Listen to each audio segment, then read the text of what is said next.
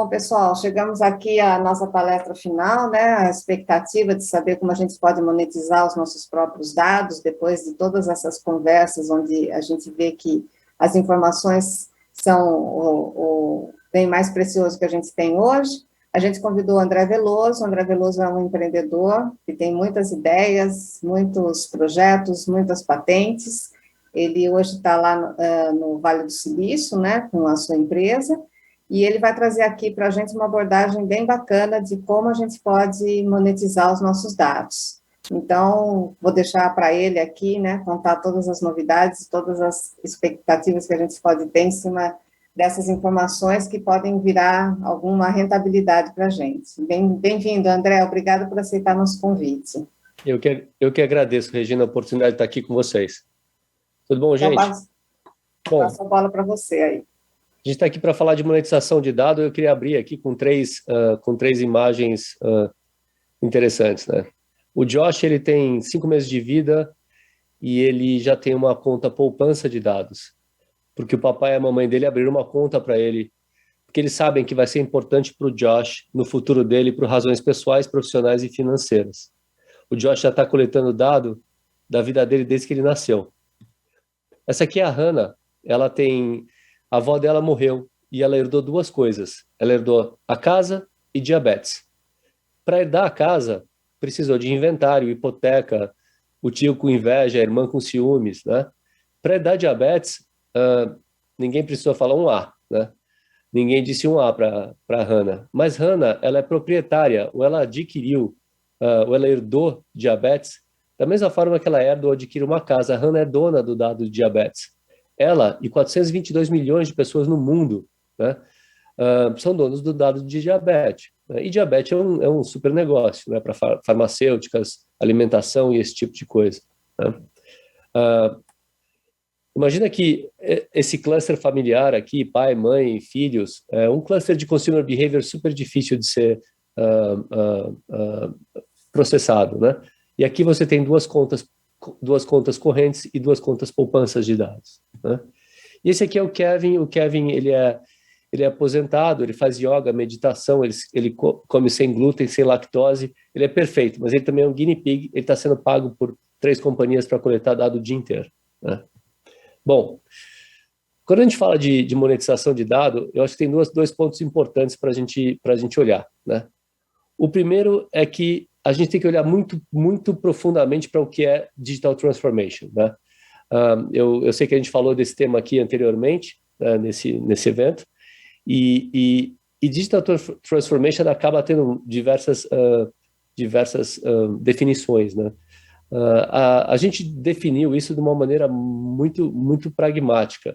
A gente olhou para a palavra, né, para a frase Digital Transformation, né? E viu que digital é 01, né? 01, 01, 01, 000001, né? E transformação, né, é transformar 0 em 1, né? Então, a definição que a gente deu para digital transformation é a quantidade de energia que você gasta para transformar informação em dado e dado de volta em informação. Se você gasta muita energia para fazer isso, sua margem começa a ficar pequena quando você for monetizar. Se você gasta menos energia para isso, a sua margem fica maior, né? Mas esse é um fenômeno que, se vocês observarem, né, ele começa em 2002, né, quando a indústria de mídia ela começa a ser disrupted, né, por search e por social, né? Então você percebe que empresas aqui no Vale olham para a indústria de mídia e falam assim para os principais players ali, né? Você sabe o seu leitor? O seu assinante? Então, ele não é mais seu, ele é nosso agora, né?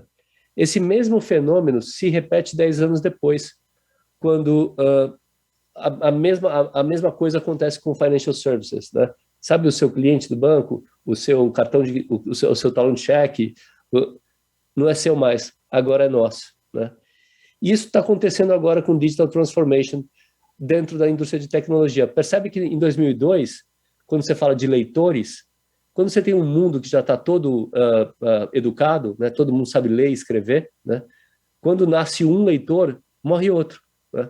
Então o mercado está saturado, ele não varia muito, não tem continente novo para você educar, né? A África já foi, a Ásia já foi, né? Você não tem muita... o crescimento não é tão vertiginoso mais, né? Tá saturado. A mesma coisa acontece em financial services, né? Você tem uma saturação porque todo mundo tem conta no banco, bancarizamos a África em 3 anos através do telefone, né? Então, o número de pessoas começa a ficar muito pequeno, né?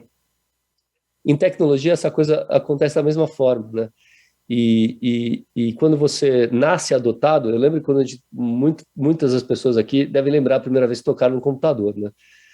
E desse dia para cá, todo mundo sempre falou em adoção, curva de adoção, adoção do software, né? Eu tenho certeza que a minha filha e minhas netas não vão lembrar do dia que tocaram no primeiro computador, todo mundo já nasce adotado, né? Então, o que a gente está buscando aqui é o que a gente chama de da Data Value Cloud, a cloud do valor do dado, né? É quando você coloca um vetor de monetização em Digital Transformation, né? Isso aqui acho que já é claro para todo mundo, né? Dinheiro de papel, de plástico, se já não desapareceram completamente, estão just about to disappear, né? Vão sumir já, né? E dado é o novo proxy para valor, né? Eu costumo contar essa história aqui, ela está ficando meio repetitiva, mas eu acho que vale a pena contar para vocês. Há uns 5 anos atrás, quando estava aqui nos Estados Unidos, eu acabei num jantar com 2 casais, né? E nesses 2 casais, um dos maridos era o CEO de uma das maiores CPGs aqui dos Estados Unidos. Esse cara olhou para mim e falou assim: André, o que você faz, né? E eu pensei, mas como é que eu vou explicar valor de dado, monetização de dado para essa pessoa há 5 anos atrás, né? Eu olhei para a cara dele e falei: olha, ajuda você a melhorar seu market cap. Ele quase morreu de rir, né? Quando ele terminou de rir, recuperou a respiração, ele falou assim: André, tem 240 mil pessoas aqui trabalhando todo dia. Walmart, a Amazon, todo mundo espremendo a gente há anos. Meu, fala sério, vai. O que você faz? Eu falei: não, a gente ajuda você a melhorar seu market cap, né? E aí ele perguntou: André, como é que você faz isso, né? Eu falei: trabalhando no seu data cap. Ele falou: data cap? Explica isso para mim. Eu falei: super simples. Se você olhar para as Fortune 200, tem 6 companhias no topo e 194 companhias embaixo. E a única coisa que faz essas companhias diferentes, além do valuation delas, é a forma com que elas processam dados. As 6 companhias do topo, elas processam dados as a business. E todo mundo lá embaixo processa dado for the business. Isso quer dizer o seguinte: se você for lá na Coca-Cola, que é sua parceira de negócio, e falar: Coca-Cola, quero comprar seu dado. E a Coca-Cola falar: sim, quero vender, né? E vocês conseguirem concordar no preço, no use case e na logística do dado, eu garanto para você que quando o cara que for responsável para ir buscar o dado lá e trazer para esse deal, ele vai voltar daqui a 8 meses, tá? Com o fêmur quebrado, sem o fígado, com o olho roxo. E se ele entregar o dado para esse deal, ele vai ter matado as margens de processar dado como negócio. Você não foi desenhado para processar dado como negócio. E ele perguntou como é que eu começo, né? Para a gente, a monetização de dados, data monetization é a última milha da information economy. O dia que o seu dado estiver na ponta do seu dedo, que nem estava ali para o Josh, para a Hannah e para o Kevin, né, acabou a information economy. Eu não sei o que vai acontecer, se ele vai transcender, se a gente vai virar budista, se o mundo vai fritar com global warming, né? Mas a information economy acaba, né? Mas ainda é muito difícil para a maioria das companhias monetizar dado e é absolutamente impossível para o consumidor, né? A gente resolveu isso com um score para dado, que funciona muito parecido com o PageRank, né? E quando a gente fala de um score para dado, todo mundo começa a ter um monte de questões. Mas é bom agora só guardar 2 coisas na cabeça. A primeira é que não é uma black box de AI, que você faz uma pergunta, o negócio te dá uma resposta, você não sabe de onde veio. É super transparente. E a segunda é que, da mesma forma que o PageRank precisava de um browser para existir, né, o DMScore precisava de um ambiente para isso. E a gente criou o que a gente chama de Data Value Ecosystem, que é um ecossistema de valor de dado que permite que você capture, conecte, score e compartilhe dados da forma correta. É interessante mostrar isso porque a gente passou aqui pelo comitê de banking no Senado americano com essas dúvidas sobre data ownership, de quem que é o dado, né? Tudo isso está acontecendo com o Open Bank agora, né? Privacidade, as regras de privacidade para isso e especialmente a parte de valuation, né? Um ano depois, isso acabou, a Califórnia acabou emitindo a primeira lei comercial de dados. Eu não sei se já chegou isso para a maioria das pessoas, né? A primeira lei comercial de dados foi lançada pela Califórnia há pouco tempo atrás, e ela autoriza que um agente passe a ser um broker de dados no mercado, né? Isso culminou com a Apple fazendo A Day in the Life of Your Data. Esse documento está na web, se vocês quiserem olhar, é só procurar, digita o título e dá para baixar. A Apple regulando essa história de data brokers e especialmente criando signal loss para o Facebook, né? E no último julho aqui, né, nesse ano, o presidente do Banco Central citou aí algumas dessas ideias no discurso da Febraban, de encerramento da Febraban, né? Mas eu estou aqui para contar esta história aqui para vocês, que eu acho que é a mais interessante. Se vocês dão um Google nessas 4 palavras aqui, vocês vão achar por volta de 9 bilhões 500 milhões de resultados. Isso aqui é 35 vezes mais do que cura do câncer, 19 vezes mais do que Covid e 5 vezes mais do que porno, né? E você vai achar aqui a Sun Microsystems e o Scott McNealy, que foi fundador da Sun, né, falando essa frase, né? 21 anos atrás, o Scott estava falando que privacidade era um red herring, porque privacidade nascia, que nem hoje, dentro da Sun, né? O Scott estava falando, tem um problema muito maior aí, que se a gente não resolver, não vai resolver privacidade. E que se a gente resolver, resolve privacidade, né? Quando o Scott falou isso, o Federal Trade Commission deu uma bronca nele, né? Falou, volta para sua cadeira aí, seus comentários estão fora da linha, né? E ele estava tentando apontar os problemas reais atrás de dados, né? E que não era privacidade, era ownership. Exatamente o que o Senado chamou a gente para explicar lá, né? Todo o resto é história, né? E a história está just about to change. A gente queria apresentar para vocês a Carolina. Carolina tem 22 anos, ela acabou de sair da faculdade, ela está começando a querer controlar a vida dela e ela quer controlar o dado dela, né? Ela está curiosa sobre todos os dados que ela produz todo dia, que nem todo mundo aqui, né? Ela está consciente que dado tem valor, né? Ela sabe que algumas companhias monetizam o dado dela e ela está começando a pensar, quanto será que isso vale, né? Só que tem gente dizendo para ela que vale nada, vale pouco, tem gente dizendo que vale muito, né? Mas ela quer estar preparada. E aqui vem o ponto que eu acho mais importante nesse cenário de open banking e de disrupção que a gente está vendo no mundo inteiro, né? Essa aqui é a Carolina, ela está pagando $1.570 por ano para processar dado. Essa é a Carolina americana, tá? Vou fazer uma pergunta para vocês. Quem paga a energia que vai aqui nesse telefone? Pensa, não é você que está pagando? Quem paga o carrier que transporta dado aqui desse telefone? Não é você que está pagando? Você, a Carolina, eu, todo mundo aqui?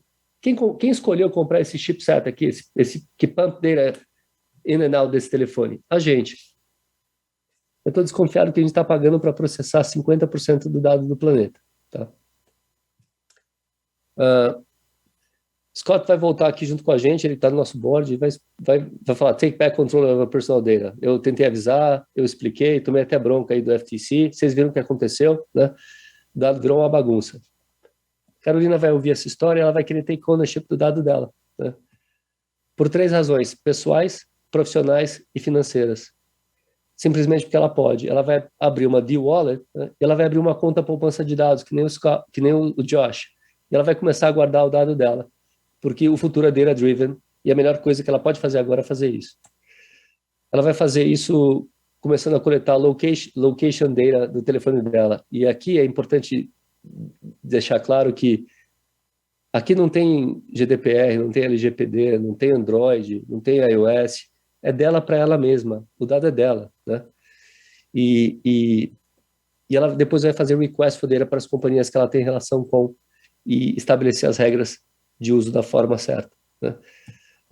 Essa Savings Account vai permitir que a Carolina colete dado e monetize o dado dela da forma certa, né? A gente chama isso de Personal Data Value Journey, né? Esse fenômeno de digital transformation com esse drive de monetização de dados, ele deve acontecer nos próximos 5 a 10 anos, né? E para a gente isso vai ser uma das maiores revoluções da história do mundo. Eu uso dizer assim em conversas menos formais, né? Eu falo que imagina que a gente está sentado numa praia, né? Tomando uma caipirinha, né? E de repente o chão treme, né? Aí a gente olha um para o outro e fala, meu, o que é isso que está acontecendo, né? Aí é a internet, né? Aí o mar seca, faz... Né? Aí um olha para a cara do outro e fala, meu, e agora? O que é isso? Né? É mobilidade. Isso é mobile, né? Aí um de nós olha aí para o horizonte e fala, meu, o que é essa onda, o que é essa linha branca ali no horizonte, né? Data disruption. Vai ser mais rápido, mais intenso, mais forte do que a internet e mobilidade juntos ao mesmo tempo, né? E é um processo onde as companhias e as pessoas vão ter que se adaptar com muita velocidade, né? Eu acredito que a gente já fez isso várias vezes e não vai ser um desafio. Você tem uma convergência de 5G com cripto, com hybrid cloud, que para a gente é super importante também, né? Que vai precipitar tudo isso ao mesmo tempo. E pela primeira vez a gente vai ver isso acontecer numa escala global, né? Porque quando você viu o PC Revolution ou a internet, isso tudo aconteceu muito limitado aos Estados Unidos, né? As principais tecnologias e as principais companhias nasceram aqui desses momentos, né? Mas hoje a gente não tem um momento assim tão polarizado. A gente tem a Ásia, tem a Europa, cada um se posicionando, tem Israel, né? Índia, China, para ser específico na Ásia, né? E até o Oriente Médio, né?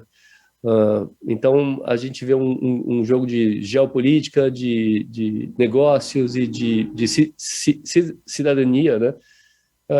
Tudo isso acontecendo ao mesmo tempo, né? Eu acho que com isso aqui eu encerro o que a gente tinha para trazer para vocês e a gente está aberto a perguntas e a trocar aqui. Obrigada, André. Mas para a gente ficar um pouquinho mais claro aqui para a nossa audiência, né? Você colocou aquela questão da Carolina, que ela vai ter os seus próprios dados, que ela vai ser dona dos dados, esses dados vão estar armazenados com ela, né? E ela vai poder liberar, então, essas informações. Esse é o fundamento aí da proposta de vocês? O que a gente acha que vai acontecer é a separação da custódia do hosting.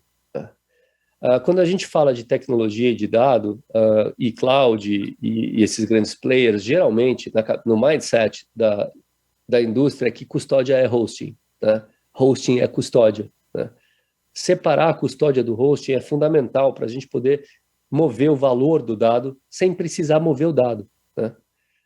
E é nisso que a gente investiu e trabalhou nos últimos 6 anos aqui na Drummond, né? Em fazer a correta separação da custódia do dado e do hosting. Tá, bom, porque né, imagina assim, né, todo mundo está pensando hoje, né, com relação à questão da Lei de Proteção de Dados, né, como que a gente poderia, então, imaginar que vai ceder esses dados, mesmo eles, você separando a custódia, né, da cloud, como que a gente vai poder, então, conceder os dados de uma maneira que a outra parte que vai receber esses dados também se sinta segura, porque existe uma legislação em função disso, né?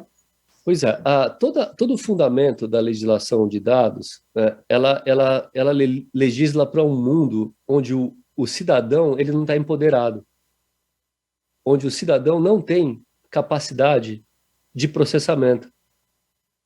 O que a gente faz, o que a gente vê é um mundo onde o cidadão tem capacidade de processamento, ele está empoderado. Então vamos imaginar o seguinte, o outro detalhe é que, como a gente está sempre procurando o dono do dado, né, o dado, não existe dado fora de uma relação, né? Por exemplo, eu aqui falando com você, Regina, eu sou o resultado de 2 datasets, tá? O primeiro é o meu DNA aqui, o segundo é a minha certidão de nascimento. Se eu não tenho DNA ou certidão de nascimento, eu desapareço. Eu não sou André, não sou brasileiro, né? Ou eu não nasci, ou eu morri, né? Mas se eu morri, eu tive um DNA, pelo menos, né? Não existe dado fora de uma relação. Só relacionamentos geram dados, né? E a separação da custódia do hosting também implementa o que a gente chama de regras de custódia compartilhada. Imagina, então, que é como se você estivesse andando, você acorda de manhã e você tem uma relação com quem? Você tem uma relação com o tempo. O tempo é uma identidade, é uma entidade. Acorda todo dia às 7 da manhã. né?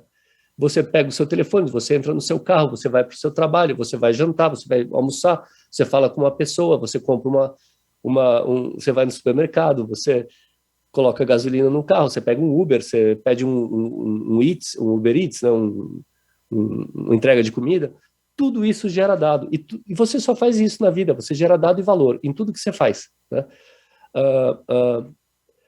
A legislação é feita para um mundo onde você não está empoderado. No momento que você está empoderado, a regra de custódia compartilhada muda completamente a posição do usuário dentro desse game, né? Mas a minha dúvida é como é que a gente muda essa chave, então, para a gente estar empoderado? É nisso que a gente vem trabalhando, tanto na parte de regulamentação, quanto na parte das ferramentas. Você precisa de ferramentas, né? E você precisa ser capaz de estabelecer custódia em todas as suas relações, né? O que a lei te faz é te pedir, falar, olha, apaga meu dado, o propósito desse dado é esse, e pode multar quem faz isso da forma errada, né? O que a gente propõe é o inverso, você agora tem o seu dado, né? E a partir do momento que você tem o seu dado, você estabelece as regras que você quer, e quem pode usar da forma que você pode usar, e você é remunerado por ele, né? O fato de ser remunerado pelos dados seria a parte mais interessante também, né? Além de você ser os donos, você ainda pode rentabilizar isso, né? A Dreamwave já tem algum projeto em operação? Vocês já estão com alguma coisa rodando aí nos Estados Unidos? Como é que está aí o projeto de vocês? Sim, a gente já fez mais de 100 projetos no mundo inteiro, né? Grandes bancos, grandes companhias de telecom, grandes bolsas de valores e clearing houses, né? O Josh nasce agora em 2022, né? Com a poupancinha de dados dele, e a Carolina também, né? A gente está trabalhando com seguradoras, com grandes bancos, e o nosso modelo é muito simples, é como se fosse um novo cartão de crédito. A instituição financeira distribui a wallet da mesma forma que, para a história do telefone, os carriers distribuíram os telefones, né? E assim a gente vai escalar, assim que a gente vê isso acontecendo. Legal. Bom, pessoal, acho que assim, é uma mudança de mindset, né? A gente precisa pensar de uma maneira diferente do que a gente está habituado, né? Sair um pouco daquele padrão que a gente acha que os dados são nossos, mas ao mesmo tempo estão na custódia de outras instituições e entidades, enfim, né? É aquilo que você falou, hoje em dia a gente gera dados o tempo todo, e parece que os dados nunca estão com a gente, né? A gente está gerando sempre para terceiros, e aí a gente não vê como ganhar dinheiro com isso. Então, acho que assim, a Dreamwave está propondo uma forma diferente de conduzir essa conversa, né? É verdade, e fundamental para que a gente possa fazer isso e para que uma visão dessa possa se concretizar, né, é entender que se você olha para os relatórios das principais consultorias do mundo sobre AI e sobre Big Data, Analytics, esse tipo de coisa, vocês vão perceber que a gente está gastando quase 50% do dinheiro que vai para AI e para Big Data em processamento. Os outros 50%, quase 50%, está gastando com pessoas. Então, o que você está vendo são movimentos onde a gente vai buscar dados do stack que a gente tem hoje, transporta ele para um data lake, chama isso de digital transformation, né? Parece para mim mais digital transportation, que você transporta o dado para cá e depois você não tem como sair desses data lakes, né? A maior dificuldade das companhias hoje é sair do data lake com um stack que monetiza dado, né? E a gente oferece esse caminho, né? A gente consegue mapear o ecossistema de dados da companhia, a gente consegue colocar um score. Se a gente não compartilhar uma métrica de valor entre dados, né, entre nós, a gente não consegue nem falar, a gente fica tentando trabalhar sozinho, né? E o segundo passo é garantir que a governança é muito bem feita. Então, quando você pensa no mundo com wallets de dados, né, você pensa, uma wallet só faz negócio com outra, né? O dado você nunca perde a governança dele. E todas elas compartilham a mesma métrica de valor, né? Dessa forma, o marketplace de dados deixa de ser um lugar, né? A gente tem visto muita gente tentando sentar em cima de um pedaço específico do stack, né? Tipo, eu tenho todo o dado de câncer aqui, eu tenho todo o dado de logística aqui, e se alguém quiser, vai ter que vir aqui pedir esse dado para mim, né? Acontece que para que esse dado seja combinado de logística com de câncer, por exemplo, né, você vai precisar processar e colocar gente, né? Porque nenhum dos dois compartilha a métrica e não tem uma governança estabelecida, é tudo cilado ainda. É uma grande revolução, com certeza. Temos aqui uma pergunta da audiência, do Renato Rocha. Primeiro, ele agradece você por compartilhar sua apresentação, né? E pergunta, no caso das empresas cujo modelo de negócio é usar os dados do usuário em troca de um serviço, tipo Google, Waze, Facebook, como fazer essas empresas compensarem os usuários pelo uso dos dados? Então, essa pergunta é ótima. A gente encara ela todo dia com outros grandes players também. O que a gente fez, Renato, foi fazer uma separação muito clara. O que acontece hoje, para mim, para você, para a Regina, a gente é causa perdida nessa história, né? Todo o nosso dado, toda a nossa vida já tá nesses lugares, né? Quando você vê o Josh nascendo, a Carolina surgindo, né, você vê indivíduos que partem de um outro paradigma. Eles nascem em um outro paradigma, né? E quando a Carolina faz os requests for data, que a gente mostrou ali no caminho, e ela pede dado para as companhias, né, ela está estabelecendo a custódia. Cabe à companhia decidir se vai ser transparente em dados com o usuário dela ou se não vai ser, né? E aí são vários caminhos diferentes. A própria legislação já protege ela nessa situação, né?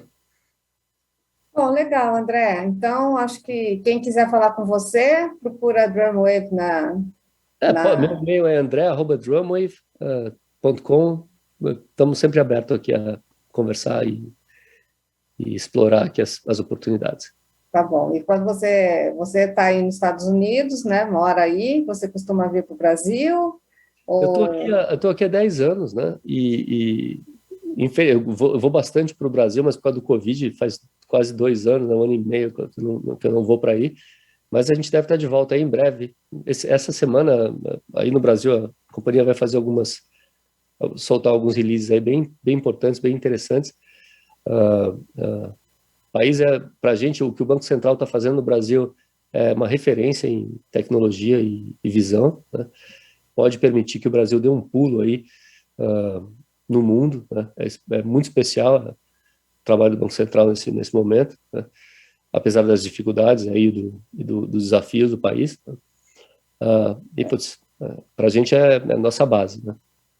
Que bom. Então, pessoal, quem quiser mais informações da Drumwave, de toda essa mudança de conceito, né, de como monetizar os dados, é só falar com o André, pode entrar em contato com ele, e daí a gente também pode disponibilizar, essa palestra vai estar no nosso canal do YouTube também, quem quiser rever ou repensar, né, porque é um conceito novo, André, a gente precisa escutar mais de uma vez. É verdade. Para ter a total compreensão. Então, André, muito obrigado pela sua participação. Obrigado a você, Regina, foi um prazer. Obrigado, gente, pelo tempo e por assistirem aqui o Finance View, viu? The world around us is experiencing rapid changes, and the finance industry is no exception. From real-time processing to innovative automation, InterSystems gives you the power to make faster and smarter decisions. Our data platform allows you to make sense of your vast and valuable data, so you can work intelligently and stay agile, all while protecting your organization and your customer. Because with InterSystems on your side, you can face even the most volatile market with confidence. InterSystems.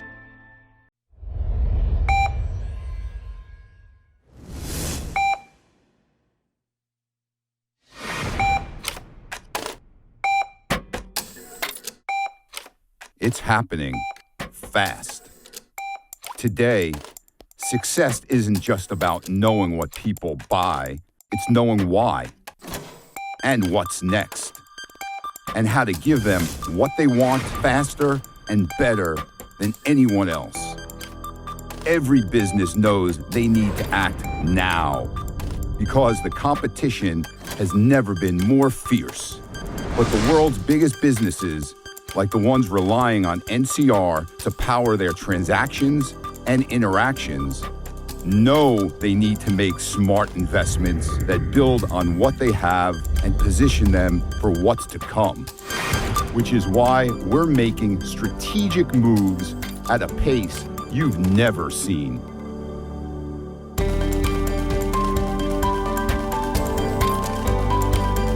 To monetize transactions and data, to connect and secure millions of critical devices, to create new streams of recurring revenue across banking and commerce. We're putting our money and focus on software and services that power a digital-first world, where everything's connected, where data is the currency. NCR is taking commerce where it needs to be today and where it's going tomorrow. No other company is better positioned to help businesses bridge the digital and physical worlds. NCR will own this space.